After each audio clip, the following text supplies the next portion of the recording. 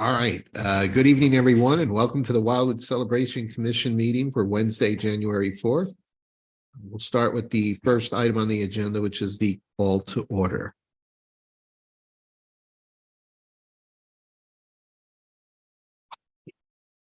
Commissioner Wilson, Commissioner Helfrey, Commissioner Jailing, Present. Commissioner Hudson, Here. Commissioner Coleman, Commissioner Ferris, Here. Commissioner Siebert, Here. Council Liaison Garitano, Here. and myself. Thank you. All right. Well, now time for any opening remarks here. What I would say is Happy New Year to everyone. Just a friendly reminder that when you do speak, to remember to turn on your microphone, and when you're finished, to turn off the microphone by pushing the button there. But otherwise, good to see everyone, and I'm going to ask Libby if she has anything she'd like to say. Welcome, everyone. Looking forward to our discussions and planning for the next event, and glad to have you back, Joe. All right, so we will move on to the approval of the minutes for the November 2nd meeting. So with that, if there's someone that would like to make a motion, we'll entertain that, and certainly a second, you can raise your hand. Commissioner Hudson with making a motion to approve the minutes. Is there someone that would like to second that motion? Councilmember Siebert. All right, any questions, comments on the minutes before we approve? All right, seeing none, all those in favor of approving the minutes, please say aye. Aye. Is there anyone that opposes or abstains? The minutes are approved. Thank you. The next part of our agenda is the public comments. So we'll ask if there is anyone that would like to speak under public comments. Seeing none here in the room or on the Zoom, none as well. Then we'll proceed to the next part of the agenda there. Let me just ask, do we have any in writing? Nope. Okay. So no comments for this meeting. All right, moving on then to the discussion of the 2023 Celebrate Wildwood event. The first part of it is the A venue location for the 23 event. Hand it over to Director Vunich. Thank you, Mr. Chair. Mr. Chair, Madam Chair, and members of the commission, Chris and I would also like to extend our best to you and the new year and wish you the best of the new year as well. And first and foremost, thanks for being here. And that includes our two representatives from County Police. I think it's great that if we can start off with some good news. And so I think the first item on tonight's agenda is good news. I think for the last 2 or 3 years, the commission has always had to tackle at the start of the new year, where are we going to have the event? And this year, that question really doesn't need to be concern of the commission members. As is detailed in the memorandum prepared, there is an application for the development of the Celebrate Wildwood site. That particular application will be before our Planning and Zoning Commission in mid-January of this year. As you can see, just from the process associated with the rezoning, the site development plan, and all the things that go into ultimately a permit to be issued for ground to be disturbed, we have probably till at least late September, if not October, before anything would be underway at that location. So the owner of that location has told us in the past and continues to say that if we'd like to use it until such time it's no longer available, it's certainly something he's glad to offer to the city. So logistically, that means with our past location being available this year, a lot of those discussions about how we arrange things and just the overall function of the event hopefully will be limited. Obviously, we can improve on things. We've talked about that at past meetings, just some different things we can do to make it more inviting to our attendees, the vendors, and et cetera. But tonight, I bring you good news. We have a venue. And we have it at the start of the year, not in the shadow of the event, so to speak. So with that, the department would just like the endorsement via motion, second, and voice vote of using the field next to the theater for the 2023 Celebrate Wildwood event. Great. Thank you, Director Vunich. So with that update there, I think we'll see if there's anyone that would like to make a motion for that location of the venue there, and certainly we can open up, see if there's any questions. But anyone? All right, Commissioner Hudson has made the motion, and we have someone that'd like to second that, Commissioner Jailing. So let's open up to see if there's any questions, comments, discussion on the venue location motion. I think seeing none, I think it's very clear. Continue in the same location there, so that sounds good. So with that motion, all those in favor of that, please say aye. Aye. Anyone oppose or abstain? Great, the motion passes. Thank you. Thank you. All right, then the next part of the agenda would be B, the new revenue sources for funding. This particular item has a little more meat on the bone, so to speak, but the departments divided the memorandum up in principally three sections. First, as you know from discussions in October and November of last year, the overall budget for the event was reduced by $10,000 from the previous year. So the commission has $90,000 of funds to expend on the one-day event. Along with the reduction in the overall budget amount, we also have been asked, that being the commission members and the Department of Planning and Parks, to increase revenues twofold. In this case, from around $15,000 to $30,000. Certainly, that's a challenge, given some of the circumstances that are still part of everyday life, whether it be inflation, supply chain, employment issues, etc. But certainly, we have to do our best to meet the direction of City Council in this regard. And to that end, at our last meeting, the department had prepared a list of 10 items that it presented to the commission and sought feedback on relative to support, non-support, or for the most part, didn't have an opinion. Additionally, the department requested at that meeting if there are any other items that were absent, that they be added to the list as well. And we kind of went through them individually. We did have a brief discussion, but as you would recognize in the minutes that were just approved by the commission, we kind of wanted to come back one more time, have a little time to think about it all, and then maybe put some priorities to these. And those are the items that we'll start with as commission and department, and see where those take us, and continue to expand if we need to include more options or as many options as we need. So, Mr. Chair and Madam Chair, for tonight's purposes, we'd just like to again see if you'd like to prioritize that list, add to that list, delete something off that list, etc. But we'd like to get as close as we can to a final list so we can start doing the research for you, bringing you the information, and then basically you all giving us direction. Thank you. Open up, see if there's any questions, discussion on this list here.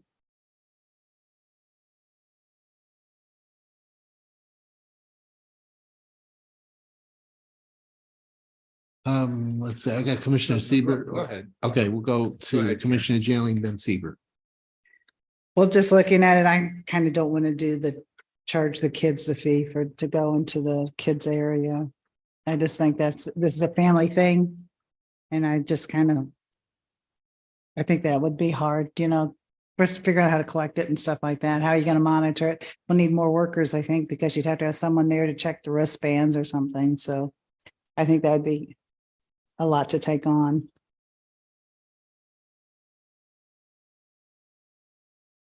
Okay, you want, so your recommendation is to take that off. Is there, you want to make a motion to maybe remove that from that list for consideration? We'll keep it clean that way, as we go through these. Is there someone that would be willing to second that or support that?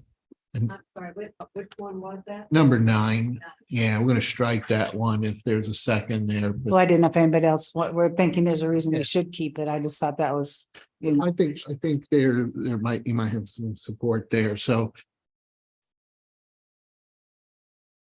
I have a question. You want to second that, Commissioner Hudson? Okay, so we're going to have a motion then on the floor to remove item number 9, which is charging a one-time fee for access to the children's play area. So right now, that's what we've got. So let's see if there's any other comments, questions there. Commissioner Ferris. Yeah, so my question would be, if we did do, let's just say a $5 wristband, unlimited, whatever the kids want to do. Do you have numbers, like an estimate of how many we would have sold this last year? Before we just totally write it off? Well, certainly that was one of the more popular areas, included all of the blow ups Right, and the slide. I mean, there's a ton of stuff out Yeah. there. not knowing how many kids repeated, during the day.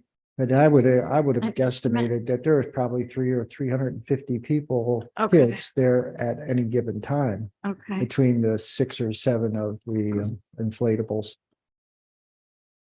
So it could be a good number for us, but certainly Miss Daling's comment around just how we provide that security, because we obviously have to fence the area in so we have controlled access. And then just some logistics, but certainly we can overcome them if the commission wants us to. Yeah, Commissioner Siebert next. So it seems to me that the best place to go to look for revenue would be the beer concession. The beer concession, to my understanding, was granted to the Pond Athletic Association some time ago. And unlike food concessions, where they provide a product that they have to bring to the party, the beer concession is just show up and pour beer and reap the benefit. And it seems to me that in times of plenty, that was fine. In times of less than plenty, I think we should approach the Pond Athletic Association and suggest to them that there is a revenue sharing of the beer concession. Times have changed, and their participation should change. Really, that concession, to my way of thinking, should belong entirely to the city. And why it was granted to the Pond Athletic Association would be a mystery to me. But it was, and it seems to me it's time to renegotiate that agreement. And do we know how much profit is reaped from that beer concession from the Pond Athletic Association? Do we have any idea? I don't have a exact figure, but according to representatives from the Athletic Association, it's their largest fundraising component Right, over any given year. right. And I'm not suggesting that even though we could strip it away, because it's our right to strip it away, but it seems to me that being good corporate citizens, they would want to help us help everyone. And the Celebrate Wildwood event is to help everyone. The beer concession helps one entity, and that one entity is the Pond Athletic Association. That would be my suggestion. So, So that's under number 7. well, let's want to discuss that one there, but just to make sure, number 9 with that motion that we talked about, that Commissioner Jailing brought up, just to bounce back, just to clear that one off. All those in favor of striking that one there, the play area, say aye. Aye. Is anyone opposed or abstain? I'll abstain. Okay, so one abstention. So right now that passes. So we've cleared that one, but now let's focus on number 7, which is the one that Commissioner Siebert brought up. So let's discuss that one there. Commissioner Siebert made some points here. regarding that? Anybody have questions about that? I'm curious, do they pay a fee for that, to have place there? Does Pond pay the vendor fee? So they don't pay a fee and they keep all the sales. Okay. I was just wondering how that works. What about the other vendors? They pay a fee? They do. Okay. Yes, sir. Anybody have any other questions about that item that Commissioner Siebert brought up? So, Commissioner Janey. I kind of agree with you. I think at least they should be paying a fee. They also did a 50-50, so they got pure profit from that. I know we as a city donate to them, I believe, every year. Yes. So they're getting all that, and plus every year we make a donation just to the Pond Athletic Association. And a lot of our kids play other places than Pond, and I know because it's in Wildwood, we donate, but I don't think we do it to Ellisville or other places.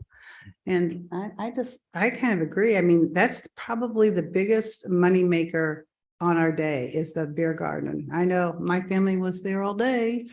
So I just think there must be some way that we should get a percentage or, I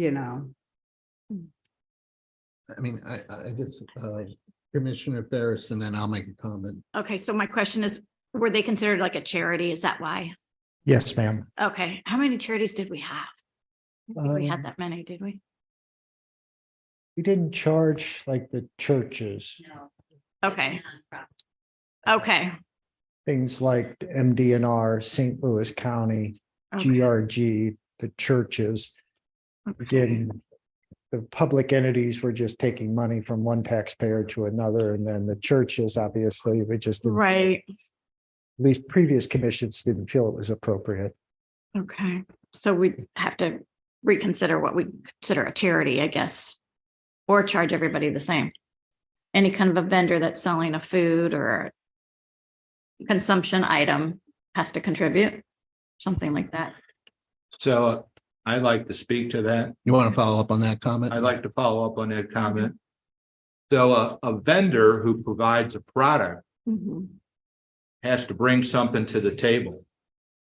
What the beer concession does, it doesn't really bring anything to the table except for the labor. So it's a walk-away operation, in my opinion.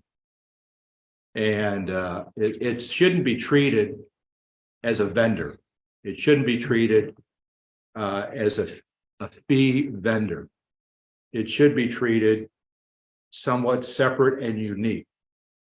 And that being said, I think the conversation should be, is it appropriate that we singled out as a city, the Pond Athletic Association for this gift? And is this gift in its current configuration still appropriate? And should it be revisited? All right, I'll make a comment about that. I think Commissioner Siebert does bring up a really good point. And my perspective, being on the council and being on the council now for the last 8 years or so, we go through the budgeting process every year around November, December timeframe. And what I've seen over the years is that the spread between revenues and expenses keeps shrinking to the point where we've always operated a balanced budget, but our expenses continue to increase. Our revenues don't increase as much as our expenses, it feels like.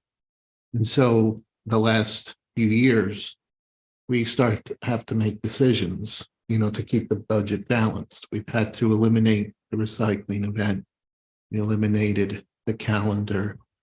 And every year it feels like we're doing trade-offs. And even tomorrow, there's a meeting that I chair, which is the budget committee, where we're looking at all our fees, city charges, when it comes to programs, events, try to make sure that we stay balanced, at least in some cases, versus even operating as a loss where we're paying more than what we're collecting. But the issue of, if we're giving away funds or providing an opportunity where someone can make a lot of money, the city is not benefiting from it. I think, that those days are gone, and we were in an environment years ago where there probably was a lot of money where we could have even put more towards savings and still had money. I think those were, opportunities, but cities like us and everywhere are facing these issues where our expenses continue to rise. In the city of Wildwood here, we rely on our primary revenue, which is the pool tax. We share that with the county. We don't benefit from, additional homes because we don't collect the real estate property tax. But we're building more roads because there's more neighborhoods. So there's more expenses, but there isn't the revenue to pay for those expenses like the way some other cities have. So I think we do have to look at that. And if whether it's a cost sharing type of, revenue sharing type of arrangement, or, if there's no fee being paid for a stand, maybe that's what it is. But we may not be in a position where we can continue to be as charitable as we've been in the past. So I guess my question is, maybe we've been the exception, but how do other cities handle it when there's fairs or,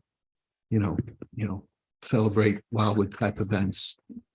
Do they charge a fee? I mean, maybe we've been too generous up to this point, but we might have to be aligned with the way others are. So that's my question. For the most part, Ms. Ripito, who is our assistant director of the department and was at the city of Manchester, which hosts a homecoming in September, pretty much charge everybody something.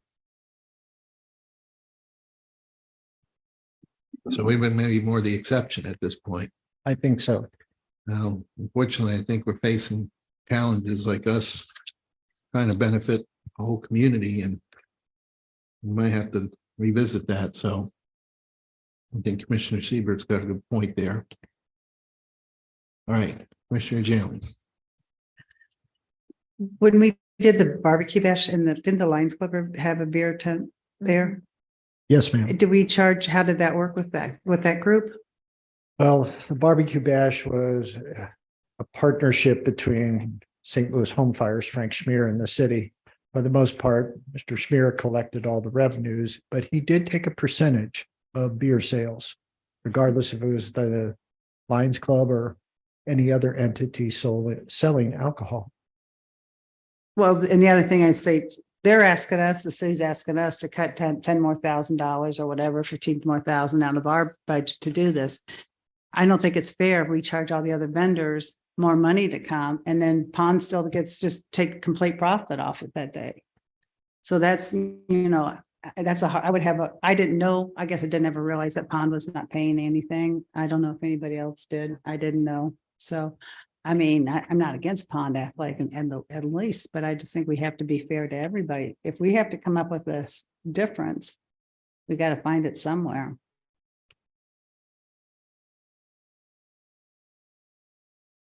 So, Commissioner Siebert, you mentioned maybe doing a revenue sharing type of arrangement, or were you open to maybe a fee or let the department opine on it?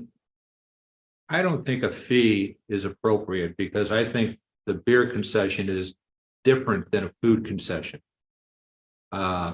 So it would seem to me that a revenue sharing, similar to what was done at the barbecue bash, with the revenue or really the profit that's generated, because there is cost associated. They have to pay for the beer. And the revenue sharing between the association and the city should be agreed upon. And it should be, in my opinion, because it's a gift. It's truly a gift. I think it should be more of a 50-50 arrangement as opposed to a 90-10 or a 70-30. I think both the city and Pond should share equally at a starting point. And I also would not be opposed to have the city actually draw more than 50%, 70-30. Because again, it's not something other than a walkaway arrangement. You show up, you pour the beer, and you reap the benefits. To me, the association should be grateful for the opportunity to obtain some revenue from the beer tent. And I suspect that if they think a 50-50 or a 70-30 is not equitable, I'm sure that there are many others in this city that would jump at the chance to assemble a workforce for one day and pour a few beers and walk away with a substantial amount of money. So that would be, if I was at the bargaining table with the Pond Athletic Association, that would be the approach I would take. And I think it's equitable, and I think it's reasonable. Commissioner Hudson. They would have to cost of beer then too, right? Or wrong? We would share the profit. Who buys the beer? Who buys the beer, Jim? They purchased the beer. Right. So they purchase the beer. So they purchase $100,000 worth of beer. They collect $150,000 worth of revenue. Mhm. They got a $50,000 profit. That $50,000 profit is to be shared then with the city and retained by them. And again, my feeling, some might say 50-50 is reasonable and equitable. I think more of a 70-30 arrangement. Or we could start at 50-50 and then in 3 years get to 70-30 to allow them a transition period. But something like that, Mhm. I think is something that should be explored and something that should be acted upon. So maybe what we could do, because it is January, we've got some time, maybe something that you might have an opinion or based on what was done in Barbecue Bash. Maybe it's start having a conversation with them saying things are changing and we need to look at some kind of model, see what kind of feedback they provide. It's not that we're doing this because we just want to collect extra money. We're trying to actually fill a gap here. So, I think we've got a couple months to kind of figure out this formula, right? I mean, it doesn't have to be ironed out tonight exactly, but I think you got the direction there. You might have some ideas too, or, I'll certainly let you share your thoughts right now. Yep. Commissioner Jim. I think the sooner we do it, the better, because if I would know them, they are doing their budgets for the year and they're probably planning on getting that money. Because I know right now that's when they're starting their baseball seasons, getting their fees for the baseball season. So I think it's something we need to let them be aware of. This is a possibility and we need to have a discussion about it, if that's what we decide to do as a group. What do you think? I've done a lot of talking up here. What are your thoughts? Because you're the one that's going to have to do the talking with them. Well, again, as you all know, as commission members, we're $10,000 down from the overall budget. And I don't anticipate our expenses to go down this year. So there's going to be an area where we're going to fall short. And so from this perspective, I would offer to you the following. In response to, I believe, Ms. Ferris's question, we'll put together all of the vendors, so to speak, the not-for-profits, charities that were not charged a booth fee. So you can see that complete list. And we'll have that for the February meeting. And then Chris and I will reach out to the leadership at Pond Athletic Association and engage them in a conversation. Here's the situation. Here's what the commission is thinking. What do you think is fair? And then at least start there. And along with that, I'll contact Frank Schmier, the organizer of the barbecue bash, and just get a feel for what he charged the Lions Club versus, let's say, another for-profit that was selling, just to kind of get a range of percentages that were generated from the barbecue bash, a much different event, but still maybe something we could use as just a guidepost. And I think we haven't yet discussed any other items on the list because we're looking to come up with 10,000 at least. So we may find enough throughout these items here to kind of make a blended approach. So it's not like we're just going to one group here and saying, hey, you're the one that has to fill it. We're looking at filling it multiple ways.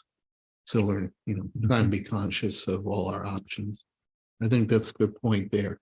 So then anything else regarding number 7, the discussion that we had there? Otherwise, I think we'll make a motion there to direct the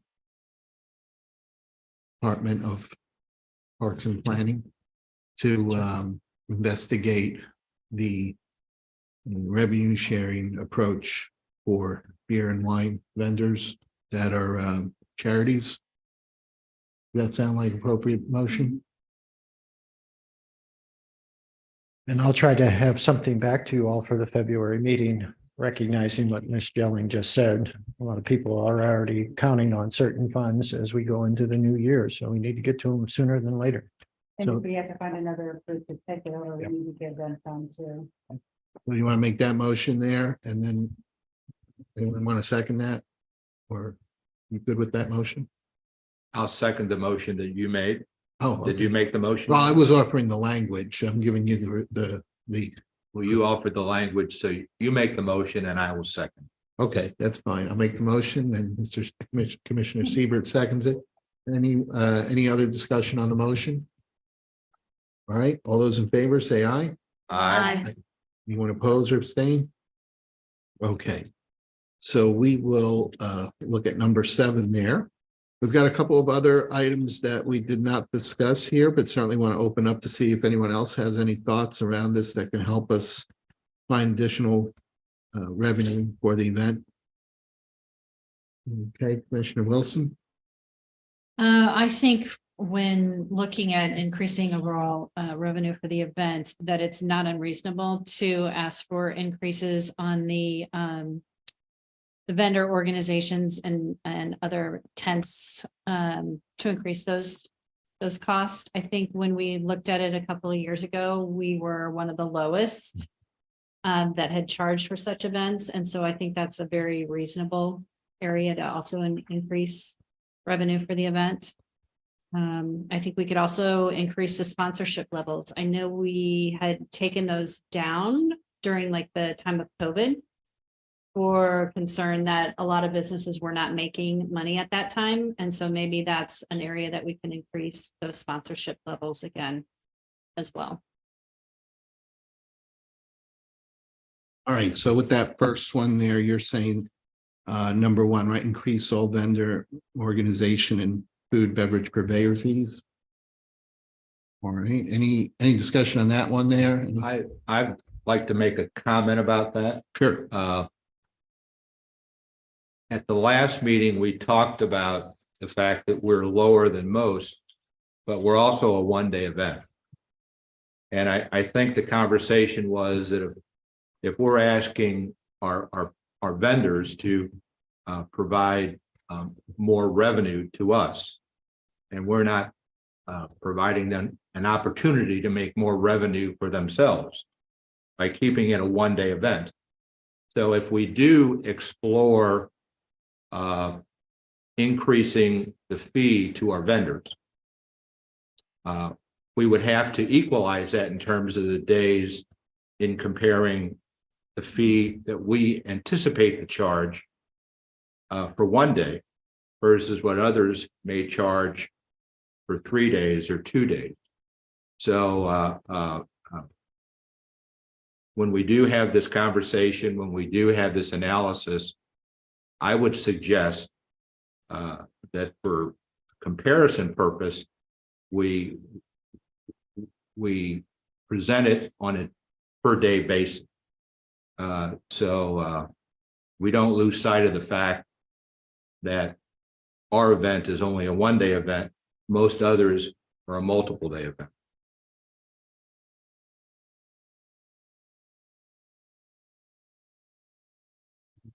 Commissioner Jalen. I mean, what are we talking about raising it for a percentage, 10% maybe? I didn't know what you guys were thinking because I think they're charging more for their products at a lot of them because to make money. I don't think a 10% increase or something per vendor, you know. I don't know how much money that would raise for us. I don't know. I think a nominal increase, I don't want to slam them with a big increase, but a nominal increase, I would think everybody has to pay more to do anything these days. I want to ask Chris, with the chair's permission, the vendor fees are, I forget.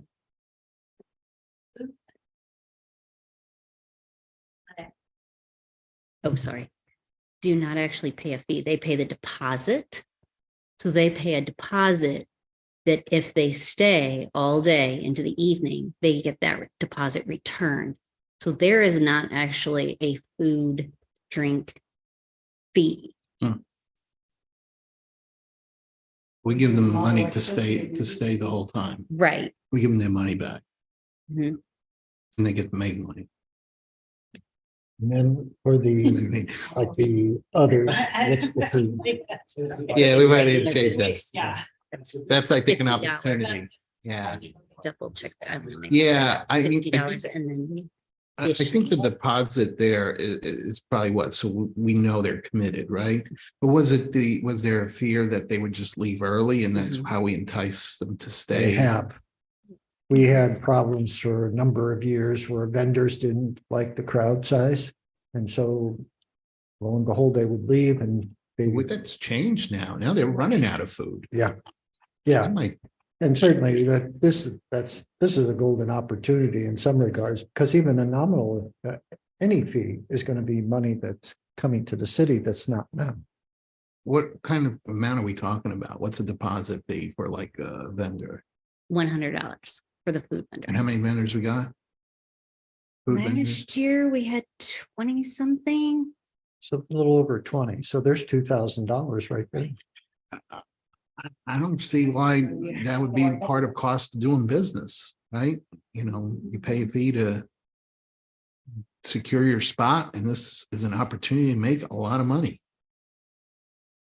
I don't know. I mean, are we the exception again as a city, and other places charge a fee so you can have your booth?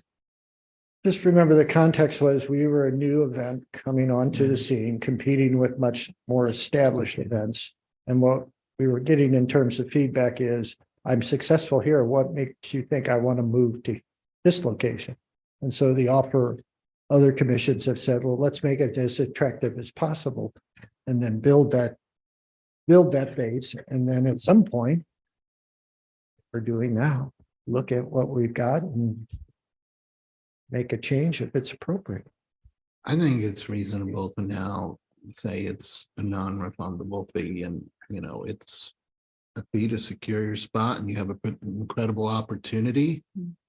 Maybe the only exception would be if weather affected the event. You know, maybe we have a policy or something like that that says they get it back or something if we don't go forward with the event. But I think that's 2,000 right there. I'm sorry, I did. I do too. $200. I paid $50 and I gave away stuff. Well, Absolutely. what was it? $100? I think it's Well, I mean, some of them are home-based businesses. I mean, some of them I know don't have a brick and mortar business. So I could see 100, maybe 125, 150, maybe, but or maybe it's 100 and we see how it goes. And then next year we look at stepping it up a little bit. And just for your all's information, Chris says the regular booth fee for just, let's say, any vendor is $50. And that, No, that's what we collect. So I think that would be reasonable, 50 if you're not selling food, 100 if you're selling food. Because I think the food now is at a point where we are a destination, I think. We get them early. I think we're getting on their calendar, I think we need more. right? What do you think you need more? I think we should go $100 for the vendors that are selling items like books and stuff, and $200 for food people. I really do. I think $100 when you're setting up a booth and you're getting that advertisement. We provide all the electricity. We provide all the security. I don't think someone $200. I mean, some of those people had huge lines at their food booths last year. I mean, I can get the food, but I think someone who's a craft vendor, remember, they're trying to make a profit, so they have the cost of the product Yeah. and then what they're selling it for, so they're gonna have to sell a lot of product. Yeah, I just was thinking about, I think at Lafayette Craft Fair, I think they charge more than that at a table. maybe we need. I'm just maybe- saying, Maybe we need. you're more only there for what, research. 6 hours or something? That's all, 4 to, 9 to 4 or something? yeah, because it's one day. Yeah, The Well, then, Lafayette yeah. Craft Fair is a one-day event, isn't it? yeah. Yeah. So you know what, maybe we need to get a little more research on research. that, but I think the sentiment of the group is that there's definitely an opportunity there to look at to up to 2,000 or more. Well, it seems to me at a minimum, they should pay something.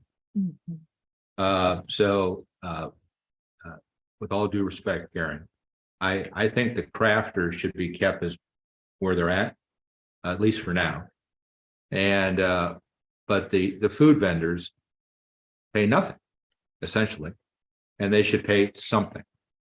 And, I think it should be framed as Joe said, this is an opportunity for you to make some money, and it's a non-refundable deposit. And if you choose to participate, you're given the opportunity. If you choose to leave early, you're given that opportunity as well, but it's a non-refundable deposit. Well, I mean, maybe we'll get some more research on that, but I think you've got enough direction on that to probably see what we can do and how the craft fair does it over there. And yeah, because the events changed over the years. And we'll reach out to Lafayette High School, reach out to Eureka High School. They also have one as well. Just gotta get it, see if we can get just a general idea. Because that might be a good comparison just because it's a single day event, like Yeah. Ms. Wilson had mentioned. Okay, maybe we'll hold off on any motion on that until you get more details on that. What do you think? Or That's fine. We'll again try to have most of this back to you in February so we can and then get commitments and then get it out on our website and on our information so people are aware of it. I'll just go down the list here. What about, you said potentially increase the cost of tent rentals, including the table and 2 chairs. What are you doing with that today? What's the current rate? Those are the craft vendors. So those are the $50 fee for their tents and then, or for their booth, and then additional fees if they want additional tents, additional spaces and things like that. So that was for the craft. For the $50, they Yes. get the tent as well with the tape. Correct. And 2 chairs. Well, and 2 hold on a chairs. second. No. So the craft vendors, they bring their own tent Got it. for the $50. The not-for-profits, that is included. They get their tent and the tables. The crafters, if they want a tent, that's an additional $25. Okay. Yeah. So that's good because it is more labor for the city as well to provide that tent, It set is. it up. So Yep. we're getting compensated for that. All right, any sentiment on changing that or leaving it as is? It sounds like you pay the 50, you get a table. And I think probably from more of a consistency perspective, you probably want that, right? If we can manage that more versus people coming in with odd shaped tents and things like that, right? Does the city own the tents or do we have to rent those tents? We own the tents. So there's no out-of-pocket expense. The city on this. Obviously, we've collected the tents over the years, so there's been out-of-pocket expenses, but certainly we've Not every got year that we have return many, many times over. It's the labor, it's, we're looking at the labor. I've seen Joe. He picks up tables, puts tents away. I think, yeah, Kristen, you as well. You're carrying the weights. I mean, that's, work. All right, then, moving on, sponsorship levels from current amounts. So could you maybe refresh the committee? Was that changed during the pandemic? And Well, over the last couple of years, we increased the upper level from 1,000 to 2,000. And then we also went down and created $100 sponsorship level, thinking that if we offered something less expensive, but still an opportunity to have your name on some of the publications in association with the event. In this case, as Wilson had mentioned, potentially creating a larger sponsorship level and adjusting the ones we have. So I think it's what, 100, 250, 500, It starts at 50 50, excuse me. and Okay. it goes up to 2,000. So somewhere between 50 and 2,000 right now, $50 to $2,000. so, what do you think? I know you mentioned something about that, but Maybe raising the $50 level to at least $100. I don't remember what that $100 includes. so you But I mean think- 50 to just eliminate move the it- 50 and keep the 100?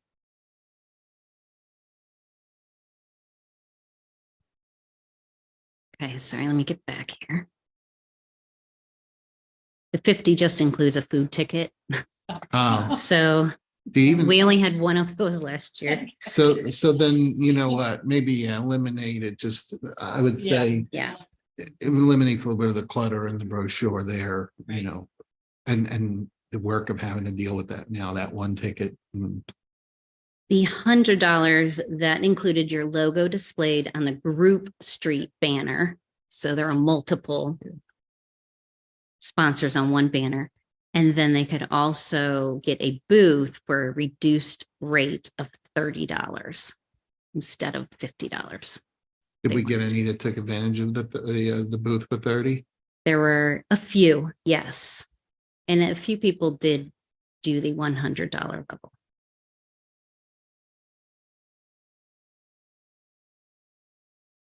What was the group that spent the most? The level, I think it was a $500 level. So you got the most out of the 500, Yes. but the 100 was an entryway for some people that maybe would have never sponsored. I mean, I did see those multi-banner, there were a couple there, Smaller businesses. which maybe they That's a could good afford. thing. Yeah. So if we market these sponsorships, how about if we market the 50/100 as family sponsorships? Oh, I'm thinking of that. I mean, there might be an opportunity there that if we create some kind of family sponsorship, maybe we give them a couple of food tickets and, maybe we create a reserved area in the concert, if you get a family sponsorship, there's an area there where you can sit up close to the stage. Maybe there's a way to entice that. Mhm. 'Cause I think I've seen or heard of those, you gotta give the incentive, right? I mean, VIP parking pass. well, yeah, there you go. I mean, I think a combination of food tickets, a parking pass, and maybe yeah, but now we've created a position. Now somebody's got to manage parking. We just gotta use Well, in their car, like, if we have. well, maybe it's enough to handle behind City Hall, and if it ends up being a big seller, it might be worth it. They're crowded back there and so, I mean, I think if you got 5 people, with 5 that's going to get handled 5 cars, you got 5 people. People do have charitable trusts in this area, family charitable trusts, and they might want to donate $500. I have a charitable trust in my family, I so, don't, you I know, don't know. Is it considered a donation? I don't think it's a charity. Well- Celebrate Wildwood, right? Or That's a very good question. We don't advertise it as something that's beneficial to your tax. is it?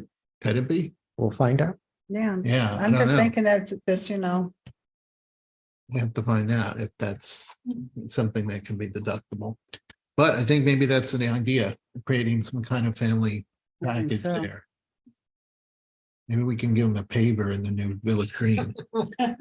So just off the top of the collective head here, what about family sponsorship is a nice thought. What about also adding a subdivision sponsorship?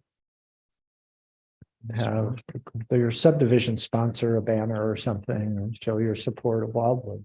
That's a good idea too. And there's peer pressure associated with that as well. And probably less peer pressure on family sponsorship, probably more peer pressure on subdivision sponsorship. You could give them a free spot in the parade and they have the subdivisions get fight over. I like Yeah. that idea. Or the, you know, Brightleaf versus Winding Trails or something, yeah. Or the meadows at Cherry Hills. Yeah.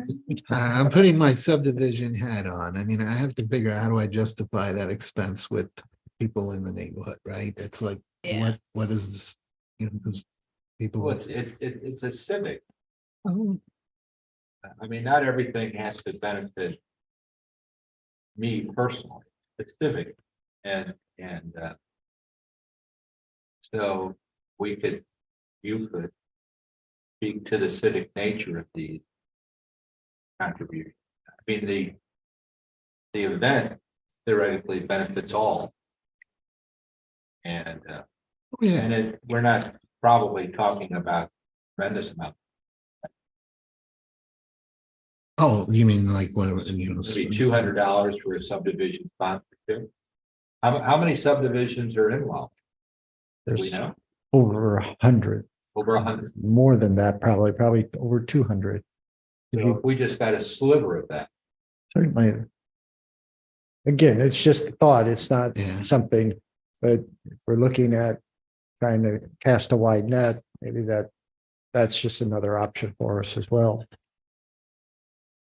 But I understand that HOAs, they're pressed for funds at times and they have their list of to-dos in their subdivisions. So certainly we don't want to create a Well, problem. only if they're not well managed. If they're well managed, they're doing fine.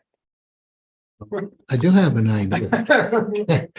You know, I always thought, you know, and I could see this working in a closer area like the town center area, but you know, people in this area over here, I've seen them walking to events in the town center. But this idea would end up having a cost. But I always thought, you know, why it'd be nice if there was some kind of trolley that just ran through and picked up people. Because then people can go, they don't have to worry about parking, they can drink, they can enjoy themselves. You know, they don't have to worry about, you know, carrying, lugging all the stroller and everything. But you know, I've seen that in communities.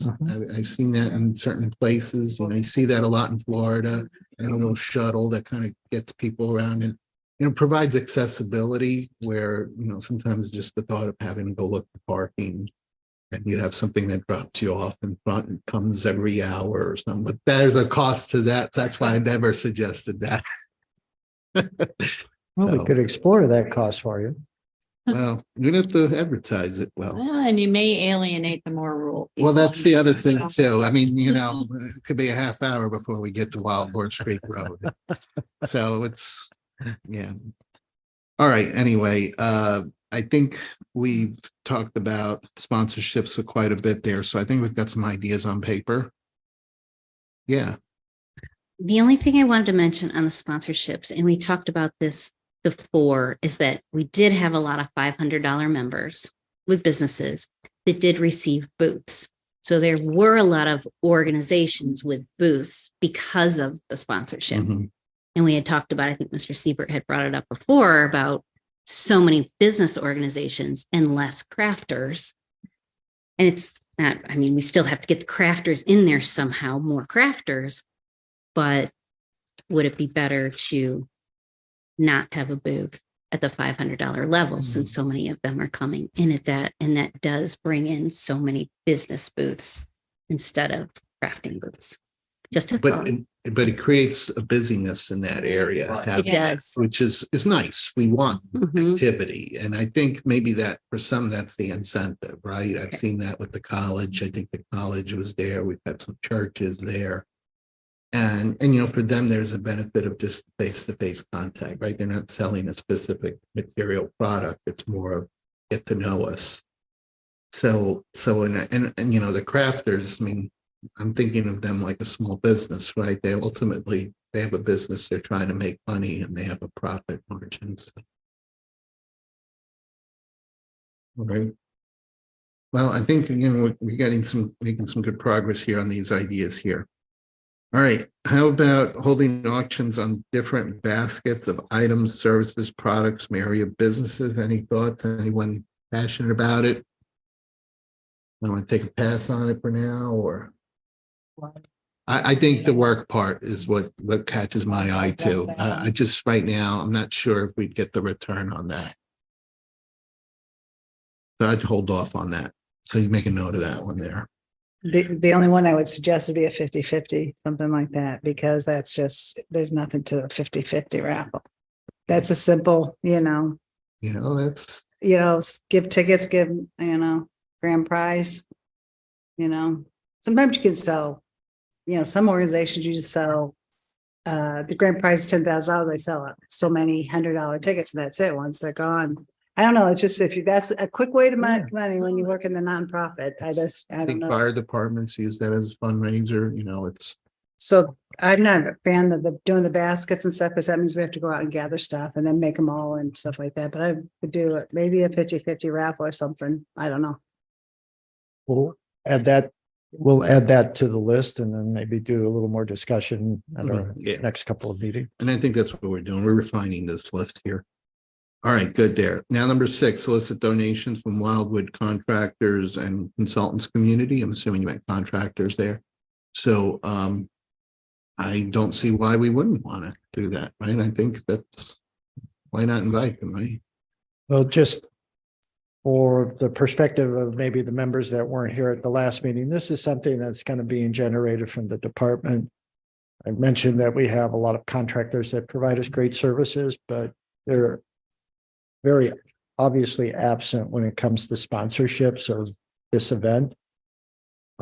That wasn't necessarily the case when we had the 20 years. A lot of the contracting community and consultant community stepped up, and it was the year we raised the greatest amount of funds. So from that perspective, I'd like to keep this on the list. I think it's something that's not arm twisting, but certainly something that I think could generate a good amount of revenue. As Jaylene mentioned, though, just to do it in a nice way, and that there's opportunities to give them some recognition for that effort as well. And I think that's the key to success is, thank you for your donation. It's much appreciated, and here's what we're going to do for you. Like somebody the ice sponsor, someone sponsor all the ice for the day. Oh, yeah. Waste management or something. We had that. Meridian would sponsor the fireworks show, I think, at one time. That street lighting, which I think is great. Oh, gosh. I think Ameren might want to sponsor it. It's electrical. I think there are even some beyond even just the Wildwood. There's Ameren, there's Spectrum. These are people who are in the community that, if they're not given to us, they're given to other places. Why shouldn't we ask? Yeah. So in terms of recognition, we have banners on those lampposts, and we could have banners for contractors. We could have banners for subdivision. We could have banners for family groups. Right now, the banners just say Wildwood, right? Or whatever the banners say. And so to create visibility, all all these various groups that we may want to solicit, we could banner them up and down Main Street or Taylor Road, I guess, or whatever that street is. And just say, you know, we're going to give you visibility. We want to recognize you in a meaningful way, not just on the day of the event, but maybe for a month. And it would seem to me that would be a small price to pay for that kind of visibility and goodwill. I mean, it creates goodwill.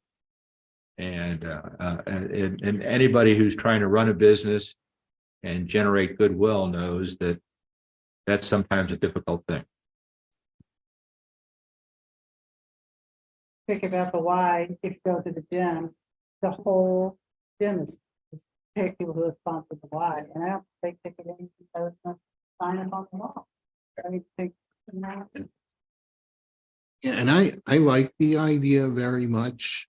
And I think that, you know, someone's going to sponsor, you know, for them, obviously they're doing it also as a way to get the name of their business out there. And so, you know, it benefits them, but, you know, they don't want to have it just for one day. And I think we do put them out about a week or so before, 2 weeks before. We try to get them out as quick as we can. We have the deadline at the end of July, so we can have them manufactured. And we try to get them up at least 5 or not 6 weeks before.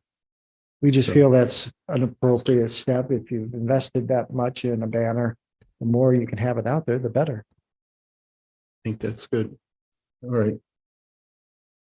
So I think you got that sentiment of the group there. All right, we talked about 7, number 8. Again, this is just something.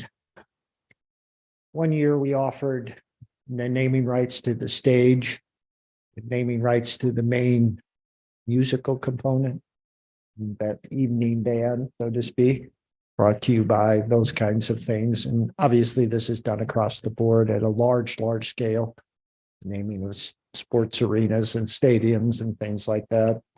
Doesn't have to be necessarily just to the event. It could be to certain components. Again, it's just another option. Like a music concert sponsored by ABC company Exactly. or ABC business. All right, anyone feel strongly for or against? I just had an idea. When you talked about that, I was thinking of the kid area could be sponsored by, we got a lot of daycare in the area. And they might want to put their name on it. I can think of at least 3 daycares in the city right now.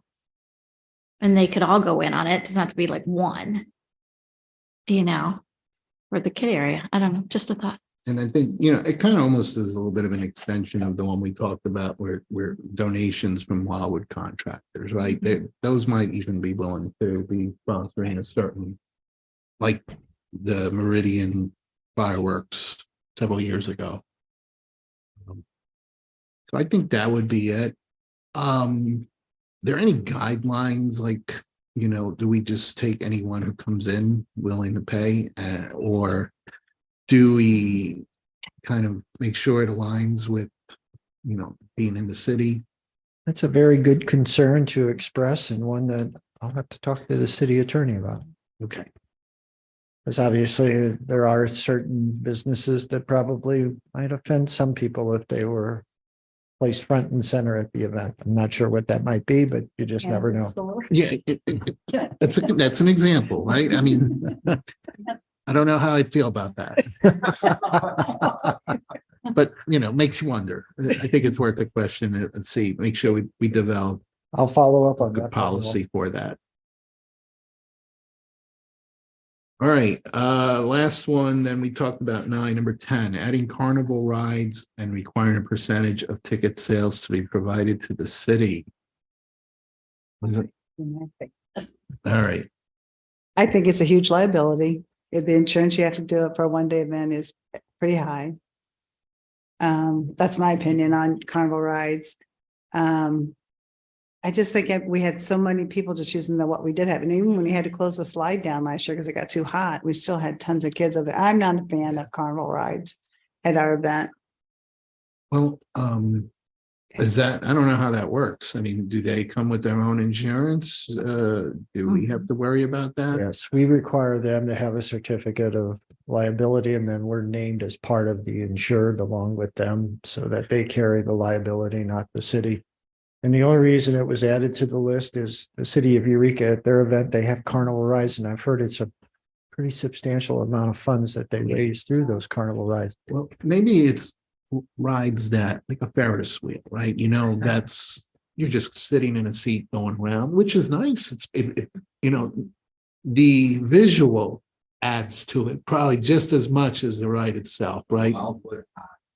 You know, I think there might be an opportunity, because I remember when my kids were younger, we'd go down a ball and because they had the rides. Mhm. And I remember, like, why don't we have it?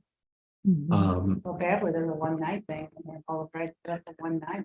So maybe there's some rides that maybe they're the type of rides that they do at the elementary school that are safer. They're not as, you know, people aren't going to get whiplash, you know, things like that. That's my thinking. I wouldn't rule it out. I think, and especially being where we are, it might be an extra bonus for us. We had a room. That's the question. Mhm. And we might have to juggle a few things, but I know Ms. Ferris has a question, but certainly we can at least contact the elementary school and see how they orchestrate it. And then we'll give a call down to the city of Eureka as well. Mhm. Yeah, I think I wouldn't rule it out. Just, I think it would be interesting to hear what they have to say. I mean, there might be a few things. but- Yeah, my thought was just to explore because they may have a fee too, and they may have a minimum. Right? They may say, we can only do 5 rides minimum and we charge you, or we need to make this much. So look into it, but if it's going to cost us money to have them come, then that's a no. We Okay. wouldn't be able to do that, but that would be my thought is I think they charge. Oh, yeah.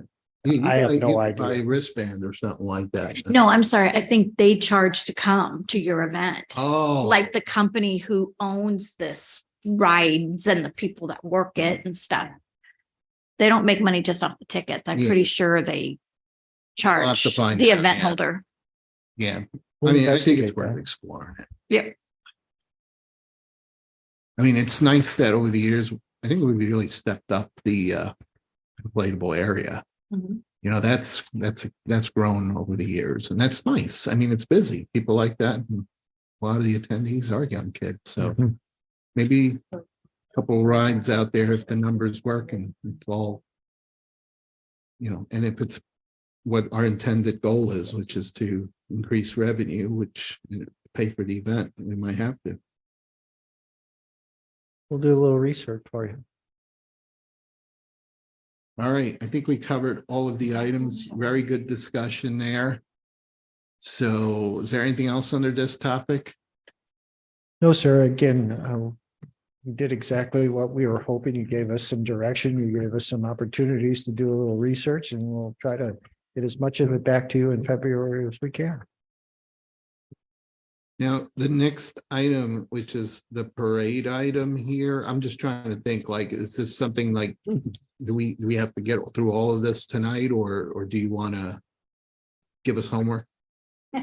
Tonight, I was hoping to present the format, thinking about the parade and just the components of it. I thought maybe if we put a table together and then identified the responsible parties, then we, as we go through the next meetings, we can start adding in the next steps and any commentary. So tonight it's just more, you think this is a good idea, or is it not necessary? And if it's not necessary, then we'll just go back to the way we've done it in the past.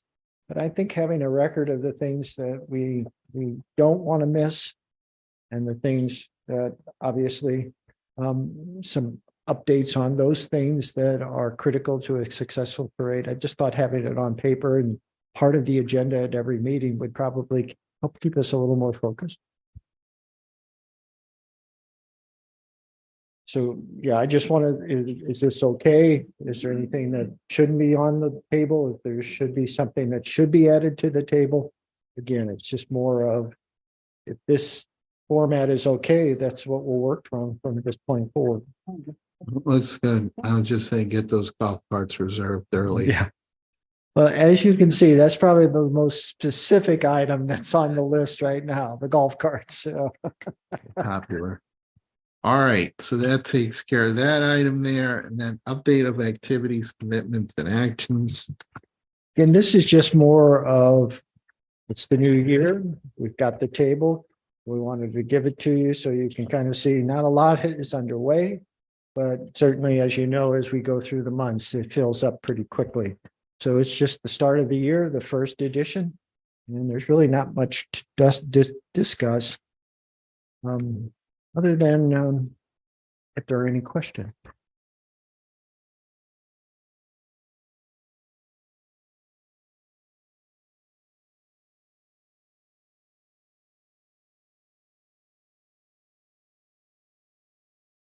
Any questions?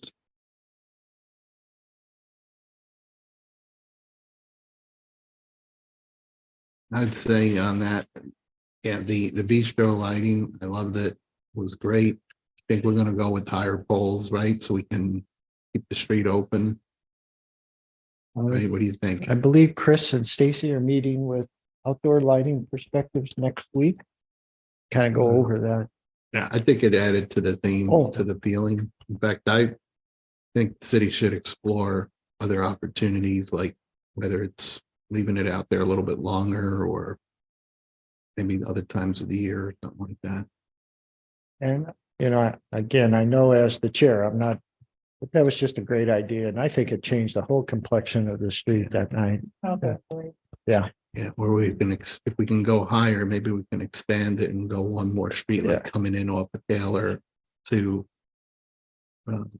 right here where the hotel is. I think there is a way. It was marginal, basically what we described to outdoor lighting perspective was we need from the light, the bottom of the lights, 14.5 feet. That's the standard out on the interstate highways. And a lot of the delivery trucks are obviously less than that, but that's the standard we use. To get 14.5 feet, they had to go on the fennel on top of the fixture itself, and they were just concerned it wasn't sturdy enough or strong enough to accommodate. So I think we could do some extensions or something tastefully done, strong metal pole, something small, but something that we could attach to the light post itself and not detract from its character, but still be able to meet that height. So yeah, we'll figure out something. There's a lot smarter people than I that can basically make that happen, I think. But it was a very successful application of lighting. And I'll comment that the police services were really good under Officer DeGelder there. So thank you. It was a good presence. All right. Oh, the band is already reserved? Well, That we are struggling because for the most part, we started contacting Contemporary Productions for reservations for the bands for the summer concert series, back to school party in this event. And much to our surprise, we struggled to get some of the bands we wanted for the dates we had. Many of them were already booked up. So we made the decision to kind of go ahead and book the bands. Certainly, if there's an objection to what we've done, we can step back. But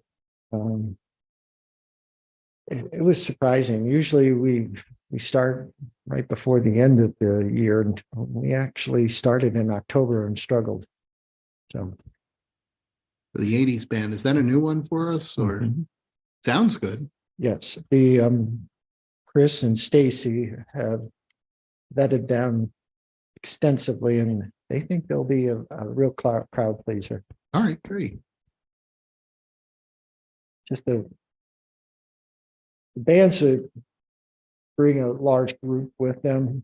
They're very popular, obviously, and they're the ones that everybody likes to have at their events. And then September is a very popular month for events. So, but we think we found maybe what I'd like to call a diamond in the rough. And so maybe if you go home and Google them, see what you think, let us know. All right. Other considerations then? just if there's anything that we've missed on the agenda tonight before we go to the memorial program.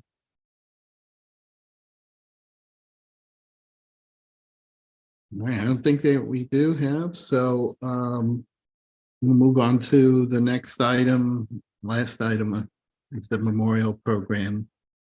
So hand it over to you. Well, I started with good news. I'll end with an apology. As you know, at our November meeting, this kind of created a lot of confusion, what we were attempting to do and the outcome that we had hoped for from the program. And at the end of that kind of brief discussion, we decided to wait till Mr. Garitano was here so he could kind of maybe correct the department's interpretation, because I felt from the commission members that we didn't, or I should say I didn't, I'm not going to put the blame on Stacy or Chris, but I just didn't capture what was being sought. I just want to reemphasize, we have a business appreciation award, and that appears that it'll be given in the spring, if not the fall. We have the new Jeannie Hood Award that is given to an outstanding individual or entity. And then we also have, through our Historic Preservation Commission, a memorial program that recognizes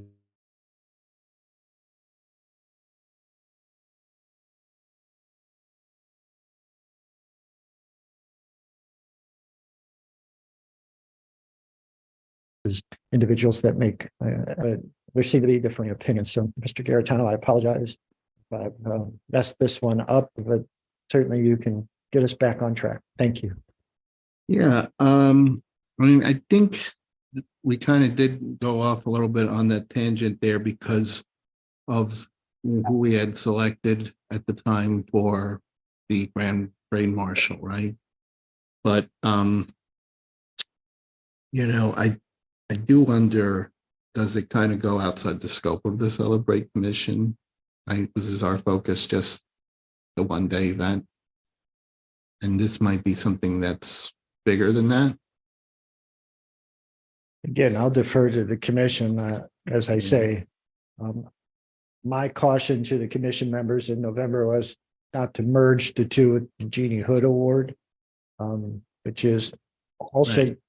the ceremonies at the Celebrate Wildwood event. And that's a citywide component. So again, tell us what you want and we'll do our best to make it happen.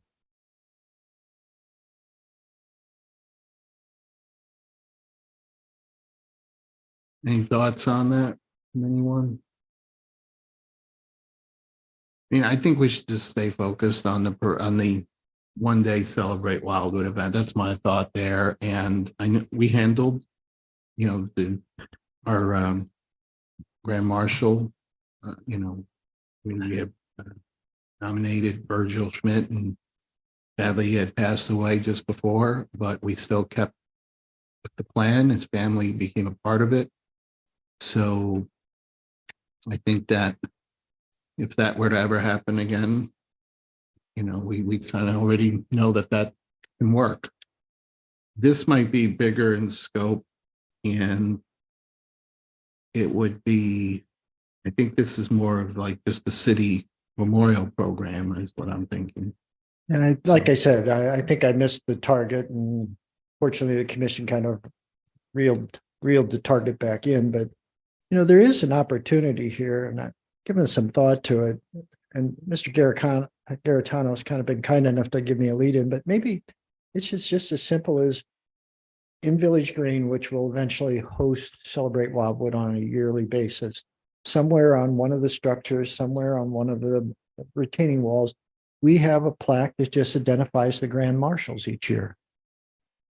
And that way we recognize who is the Grand Marshal of the parade for Celebrate Wildwood. Maybe it's just as simple as that. If it's focused on the Grand Marshal and someone that the commission felt very strongly deserved that recognition. I mean, Or that's, it I could be think, one anything. way. Yeah, I think that can easily be done. Or somewhere we keep track of people who are recognized as Grand Marshals of the parade. You know, you can even have, you know, some kind of plaque, even that's hanging up here at City Mhm. Hall, that every year you add a new name to it. That might be a way to do that. This might be something that would be good, that maybe as we get into the Village Green, maybe there is an area, a memorial area, maybe people can donate and purchase a paper and recognize a loved one that maybe just loved this city so much, right, that they would want to put their name in the new Village Green. So that might be something that this, which you've documented over here, seems to at least makes me think of. But the idea is, I think, an idea, a good one. To go back or just start with Virgil and go forward. We could certainly do some research. The parade's been an on and off component of the Celebrate Wildwood, not so much for the last several years. But we could try to find that the grand marshals of all the parades, or if the commission would prefer, we could start with Mr. Schmidt, or we could start in 2023. It's really your decision. Well, I think the first thing is to see what data we have, right? If we don't have the data, I'd hate to miss some people from past years. Well, I think we started with 25th and we started, you know, that was the biggest parade we had. 25th anniversary. Yeah. Yeah. To me, I don't know. Well, that could be another option. Yeah. You know, the person I was involved, we recognized that was the main person of Wildwood. But, you know, this will be something that'll have a cost to it as well, right? If we decide to go down that path. So given that right now, we're just trying to make sure we meet with just executing the event, we might have to see. Yeah, my We'll guess do would with be that. is the initial outlay to get the appropriate plaque, or a plaque that could accommodate at least, you know, let's say 10 or 20 years. And then thereafter, I think just getting the nameplate may not be that much of an expense if we Yeah. do it that I way. think that might be an option. Maybe you So- do it 20 feet, 25 years, and then whoever's here in 25 years or less will figure out get the next plaque. See, you started that when you first started with the city. You'd be working on probably your second plaque. Yeah. Again, we're just, my apologies, like I say, got a little off track with this, but certainly there's been a couple of ideas, a paver program in Village Green. And then the Grand Marshal having some type of recognition that's part of either City Hall site or the Village Green site, which really will eventually be merged together. It'll just blend between the two locations. Well,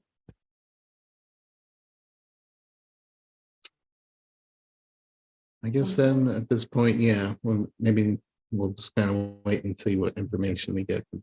We'll do a little research on the Grand Marshals and let you know who's been given that honor by the commissions over the years, and you can kind of see who's been picked and what you think. All right. Thank you. All right, we did have a lot of discussion, and I think we've covered all the items on the agenda. So the next meeting would be Wednesday, February 1st. And then we just need a motion for adjournment. Unless anybody has anything else to say? All right, motion to adjourn. Is there someone that will second? Commissioner Siebert? All right, all those in favor say aye. Anyone opposed or abstain? All right, motion passes.